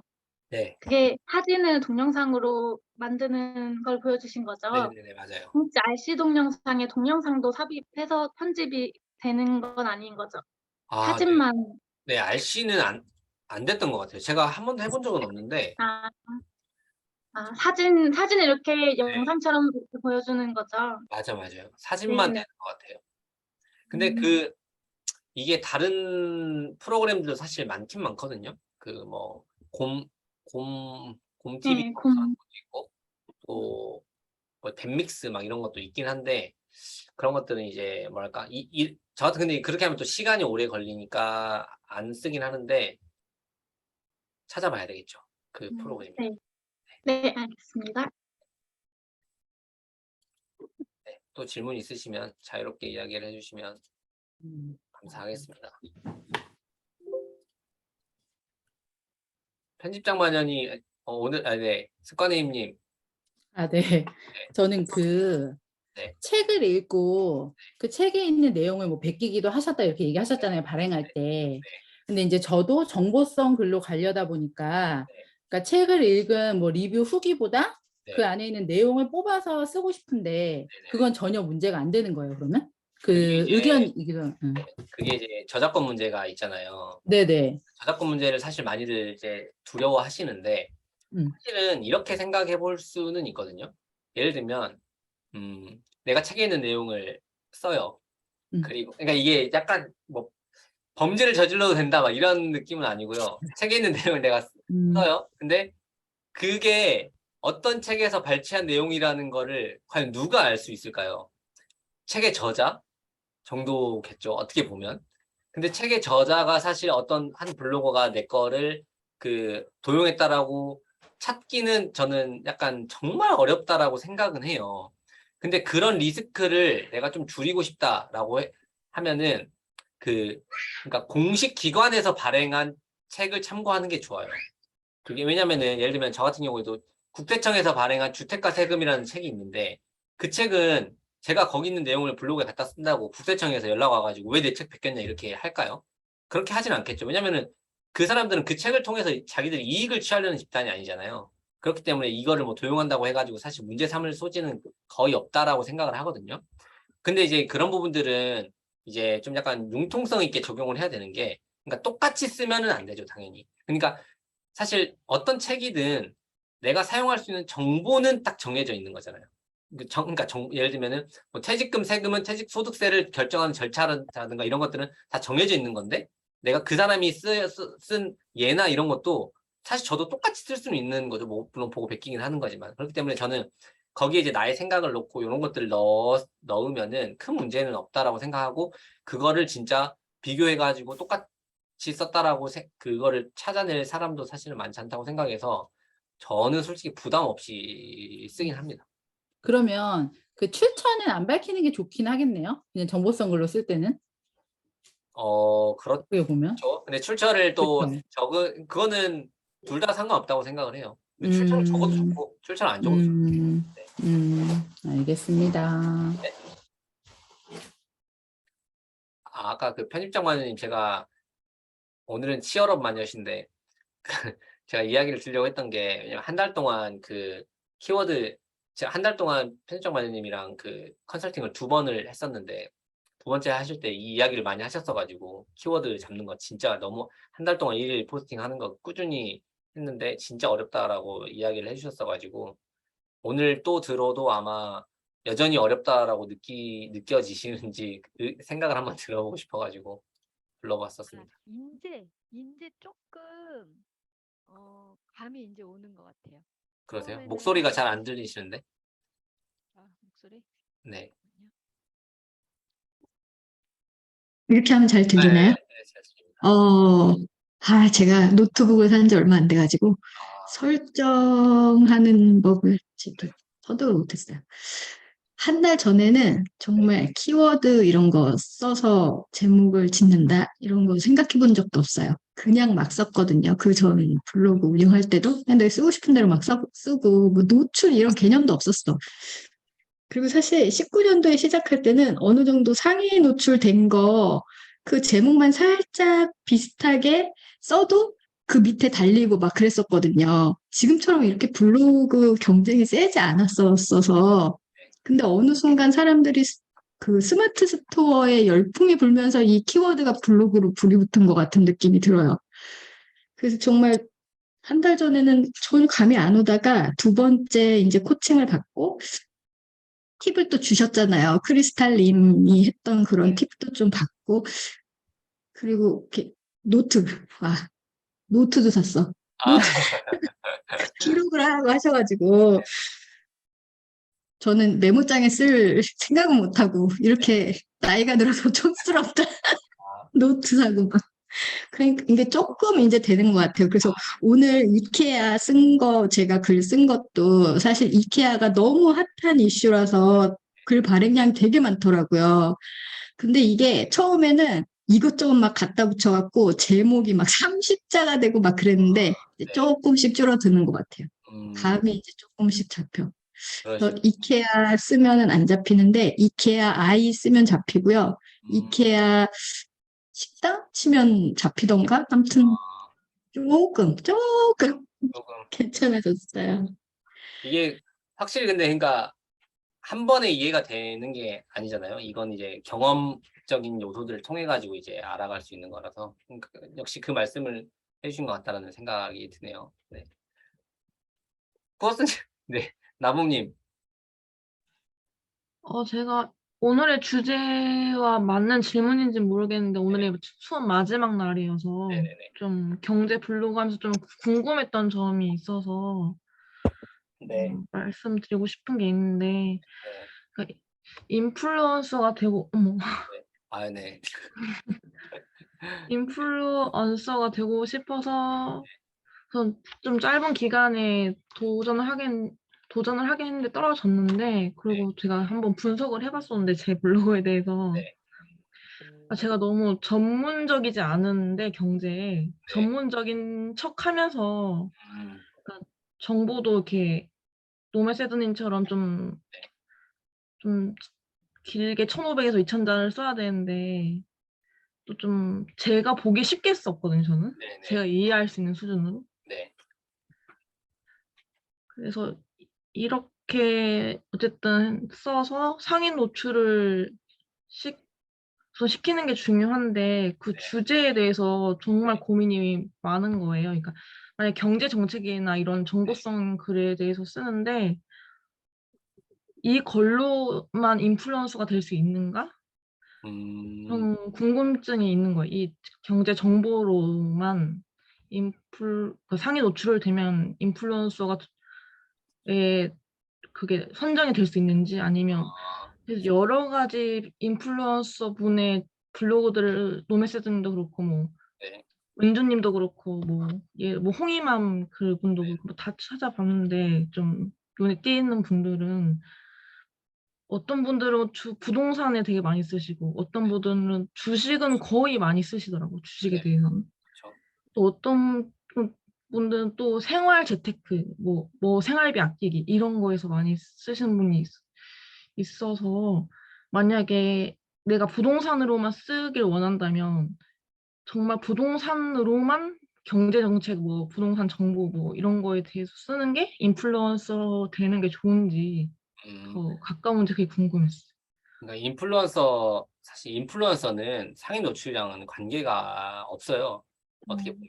크게 관계가 없다라고 보는 게 맞다라고 생각을 하는데, 왜냐면은 인플루언서 그 선정 기준이 어제 강의 때 한번 얘기를 드렸었는데, 이유수가 굉장히 좀 많아야 되고, 그 다음에, 한 가지 주제에 대해서 약간 밀도 있게, 그러니까 집중도 있게 글을 작성을 해야 되거든요. 그리고 이제 이거는 약간 뭐라고 해야 될까? 카더라 느낌으로 오히려 이렇게 키워드를 분석을 해가지고 상위 노출을 시키기 위한 글을 많이 쓰는 사람을 인플루언서를 잘 안 뽑아주는 것 같아요. 오히려. 네. 그러니까 그게 어떤 느낌이냐면 최근에 이제 그 인플루언서 선정되신 분들을 그러니까 인플루언서를 선정되신 분들을 보면 일단 약간 줏대 있게 블로그를 운영했다고 해야 되나? 그러니까 상위 노출을 막 난시켜가지고 방문자 수를 엄청 끌어올려가지고 이렇게 블로그를 운영하지 않고 자기만의 그거를 가지고 운영을 하시는 분들이 대부분 인플루언서가 많이 되시더라고요. 그러니까 그렇게 되면 이제 사실은 제목을 짓는 것부터 약간 좀 달라질 수 있어요. 그러니까 이게 인플루언서가 되는 것을 목적으로 하면 한 가지 주제로 밀도 있게 하는데 꼭 상위 노출을 시킨다기보다는 진짜 전문성 있는 글을 꾸준히 생산을 해내야 되는 거거든요. 네. 그러니까 인플루언서 일단은 내 블로그 운영이 있어가지고 중간 목표가 나는 방문자 수를 팍 늘리는 것보다 인플루언서 되는 게 먼저라고 한다면은 주제 한 가지를 정해야 되고 그다음에 방문자 수는 많이 들어오지 않더라도 그럼 방문자 수가 많이 안 들어온다는 건 내가 키워드를 크게 고려하지 않는다는 거죠. 근데 이제 좀 약간 심도 깊은 글을 쓰고 그렇게 해야만 그리고 나서 인플루언서 선정되고 그 다음에 인플루언서로 이제 선정이 됐으니까 딱지를 달았으니까 그 이후에 범위를 넓혀서 활동을 하시는 분들이 대부분 많아요. 대부분 그렇게들 많이 그리고 하시고요. 그렇게 안 하면은 처음부터 이게 주제를 너무 다양하게 막 여러 가지를 운영을 하면은 전문성이 있다라고 평가가 되지 않아가지고 인플루언서 선정에 좀 불이익이 있는 것 같더라고요. 근데 최근에 인플루언서를 지금 꽤 많이 뽑고 있는 것 같아요. 아마 네, 그러니까 이게 그냥 느낌이 어떤 느낌이냐면 그러니까 인플루언서가 되신 분들이 처음에 팬 늘리려고 맛팬을 많이 요청하거든요. 톡톡으로. 근데 최근에 이게 엄청 많아졌어요. 사람들이. 그러니까 한동안 한 2, 3개월 정도 아예 막 진짜 맛팬 해달라고 하는 사람들이 거의 없었는데 최근에는 하루에 막 3, 4명씩 이렇게 맛팬 해주세요, 맛팬 해주세요 하면서 새로 선정된 누군지 이렇게 하거든요. 그러니까 아마 지금 네이버가 인플루언서를 다시 좀 매겨 살리려고 또 여러 가지 프로그램들도 하고 있어가지고 지금이 약간 인플루언서 되기에는 적기라는 생각이 들어가지고 이번 그 30일 하면서 인플루언서에 도전을 하신 분들은 좀 집중적으로 그 한 가지 카테고리를 파고들면은 나중에 또 좋은 성과가 있을 것 같다는 생각도 듭니다. 네. 지난 3기에 하셨던 분도 한 분이 선정되신 분이 있었고, 네. 그렇습니다. 근데 그 인플루언서 되면은 그 챌린지, 키워드 챌린지를 꾸준히 해야 그게 의미가 있어지는 거 아니에요? 맞아요. 그러니까 이게 인플루언서가 수익화랑 어제도 이야기 한번 드렸는데 이게 인플루언서는 수익화다. 수익화를 증대시키는 데 도움이 된다. 꼭 이런 건 아니거든요. 왜냐면 아까 보여드렸던 그 키워드 챌린지가 좀 잔인합니다. 상계마미님도 많이 해보셨을 거여가지고 아마 충분히 알고 있을 텐데 순위 내려가는 속도가 엄청 빨라요. 3위권 밖으로 밀려나면은 그 글은 그냥 사실상 거의 죽은 글이 되거든요. 그러니까 이게 뷰탭이랑 인플루언서 탭이랑 동시에 노출이 안 돼요. 그러니까 만약에 뷰탭에 노출되고 있었어요. 내 글이 이 키워드로. 근데 그 상위에 인플루언서 탭이 있단 말이에요. 그리고 똑같은 키워드예요. 근데 내가 이걸 뷰탭에 있는 글을 인플루언서 키워드 챌린지를 하잖아요. 그럼 뷰탭에 있는 글이 없어져요. 뷰탭에서 노출이 안 돼요. 왜냐면 또 동일한 컨텐츠를 2개 동시에 노출시켜주지 않으니까. 근데 인플루언서 키워드 챌린지는 그러니까 아까 얘기했듯이 최신성이 중요해가지고 순위가 확 밀려버려요. 그러면 3위 밖으로 밀려나면 이제 검색이 아예 안 되는 거거든요. 이 방문자 수를 만들지 못해요. 그러니까 그렇게 되면은 근데 뷰탭은 좀 오래 가잖아요. 한번 상위 노출 되면은 꽤 지속 기간이 길거든요. 그러니까 이제 이게 사실 인플루언서가 되고 나서 엄청난 딜레마예요. 키워드 챌린지를 해가지고 인플루언서 순위를 높이는 게 중요한가? 아니면 인플루언서 키워드 챌린지 이딴 거 필요 없고 그냥 뷰탭에 노출 키워드를 막 찾아가지고 뷰탭을 성장시켜가지고 블로그 지수를 높여야 되나? 이런 걸 고민 많이 되거든요. 이게 정말 아이러니한 게 저 같은 경우에 지금 글을 1600개, 1700개 이렇게 썼어요. 제가 생각했을 때는 저는 이미 최적화가 되어야 된다고 생각을 해요. 근데 저는 블로그를 운영한 지 얼마 안 된 상태에서 인플루언서가 됐거든요. 그러니까 저는 인플루언서 키워드 챌린지에 엄청나게 도전했고 인플루언서 순위가 그리스 높아요. 근데 뷰탭 지수가 낮아요. 그러니까 블로그 C랭크 자체가 저는 그래서 낮다라고 생각을 하거든요. 저는 아직도 이제 최적화 못하고 준최적화 4단계인가? 이 정도예요. 그러니까 엄청 낮은 수준이거든요. 그렇기 때문에 이게 뷰탭 운영이랑 인플루언서 운영이랑 별개로 봐야 돼가지고 두 개를 동시에 같이 하기에는 굉장히 어려움이 많다. 그렇기 때문에 이거 나중에 건 이제 인플루언서 되시면은 아마 고민이 되실 건데 네, 아무튼 인플루언서가 된다고 해서 수익이 증가하는 건 아니다.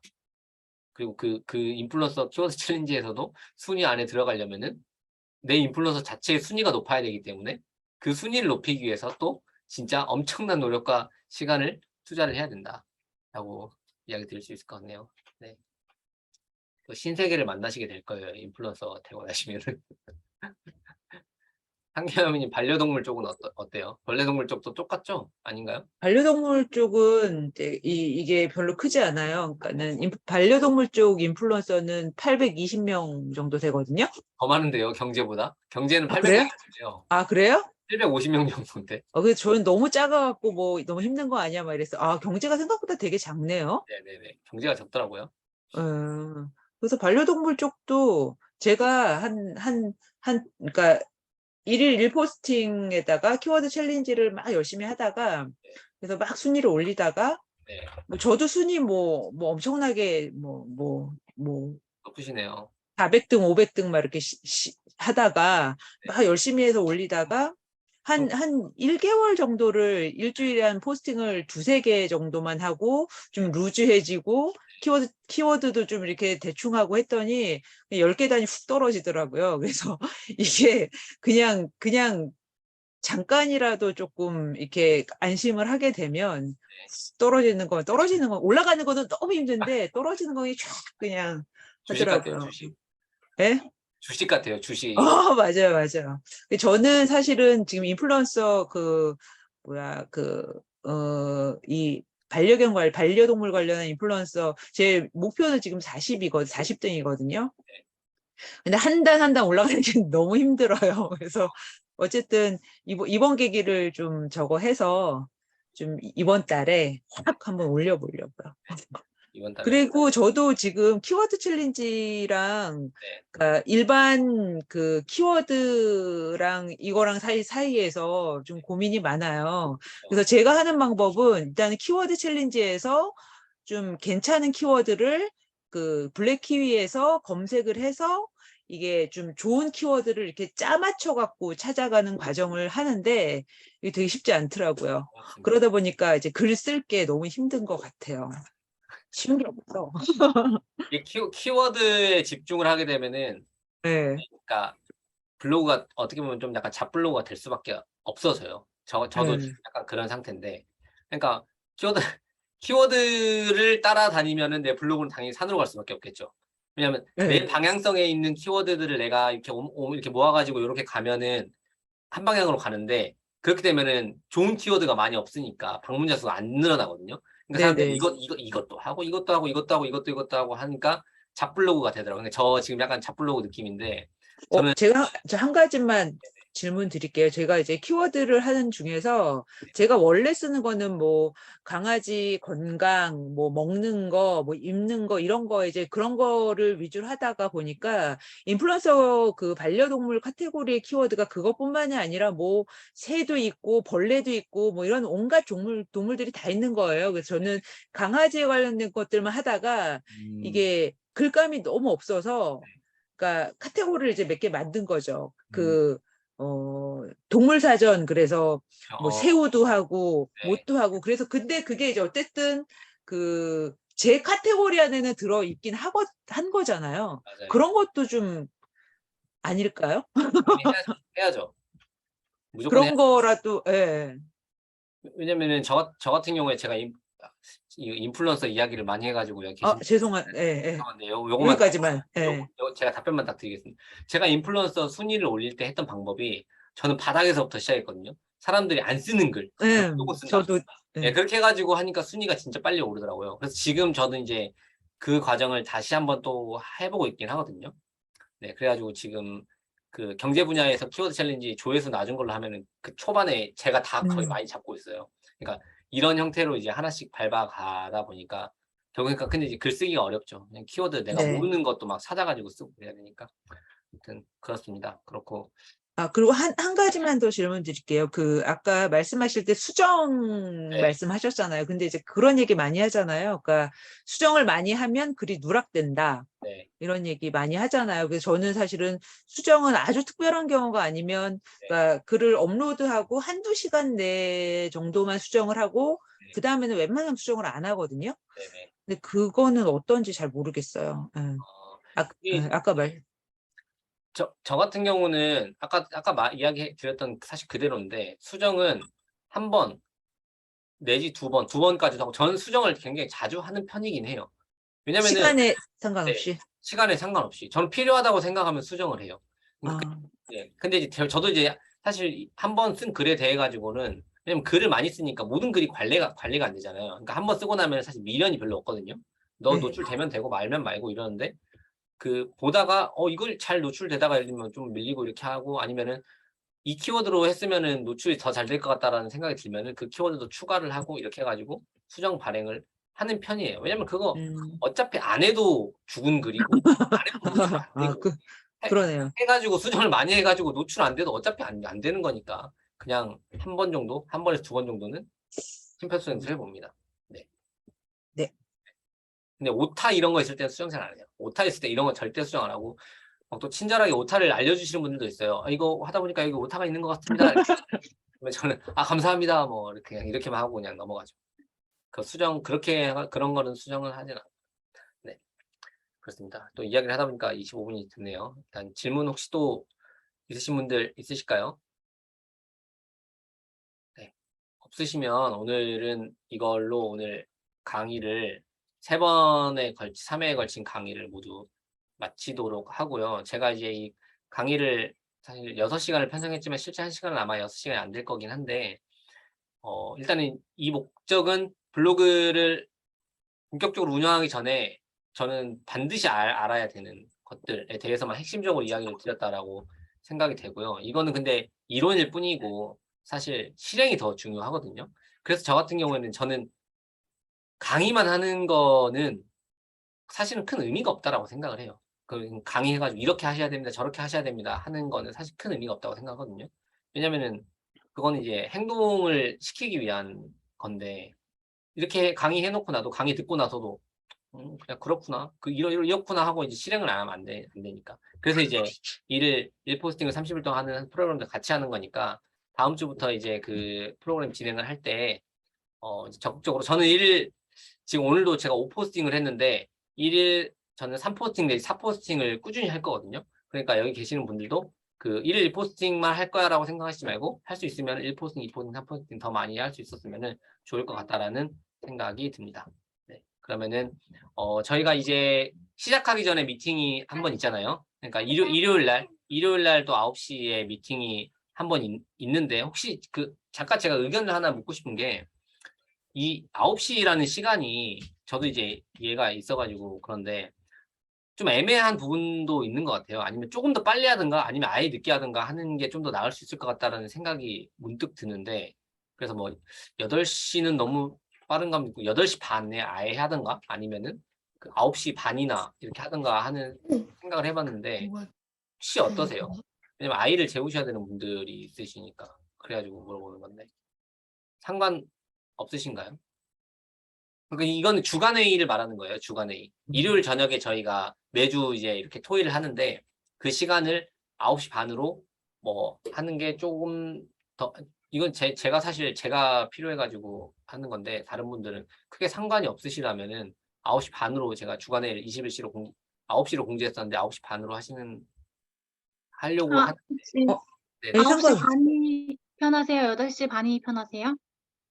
저는 사실 둘 다 상관은 없어요. 일요일은 9시 반이 좋을 것 같습니다. 9시 반, 아니, 저도 9시 그래서 반이 좋을 것 같습니다. 네, 그러면은 일요일 또 여행 다녀오시고 하시는 분들 또 약간 쉬시고 이렇게 하고 막 하려면은 8시 반은 좀 빠를 수 있으니까 그러면은 주간 회의 할 때는 9시 반에 그러면은 진행하는 걸로 이렇게 여기서 좀 다른 분들 의견도 한번 물어봐야 되니까 네. 투표는 한번 올리고 여기 참여 못 하신 분들 있으니까 투표 한번 해보고 결정을 하도록 하겠고 아무튼 그러면은 이번 주 일요일부터 9시 반에 뵙고 그때는 이제 아마 제가 그 전에 공지할 수 있으면 해드리는데 그 저희가 작업하는 시트 하는 시트가 있거든요. 시트에다 입력을 해야 돼요. 매일매일. 근데 이제 그거를 뭐 어떻게 입력을 하면 되는지 그런 방법들에 대해 가지고 이제 간략히 이야기를 드리려고 해요. 이게 이런 시트거든요. 여기다가 이제 오늘 포스팅 나는 몇 개 했고 오늘 이웃수는 그러니까 이웃수도 매일 추가하라는 관점에서 이웃수는 뭐 몇 명이 현재 오늘은 몇 명이고 그다음에 뭐 방문자 수는 어제 몇 명이었고 이걸 다 기록합니다. 이렇게 그리고 제가 이제 매일매일 블랙키위 기준으로 순위 변화도 매일매일 체크를 합니다. 그렇게 하면서 이제 약간 자극도 받고 어떤 사람은 엄청 빨리 성장할 거고 어떤 사람은 느리게 성장하고 막 이럴 거거든요. 이렇게 하면서 이제 자극을 또 받을 수 있어요. 그래서 잘하는 사람들은 왜 잘하는지 이런 거 분석할 수 있으니까 이런 부분들은 그때 이제 그 이번 주 일요일 날 좀 구체적으로 설명을 드릴 수 있도록 하겠습니다. 네. 빨리 끝낸다고 했는데 또 시간이 결국 뭐 비슷해졌네요. 네. 그러면 오늘도 이렇게 오늘 이걸로 마무리를 하도록 하겠고 다들 또 편안한 밤 되시기를 바라겠습니다. 네. 감사합니다. 수고하셨습니다. 감사합니다. 고맙습니다. 감사합니다.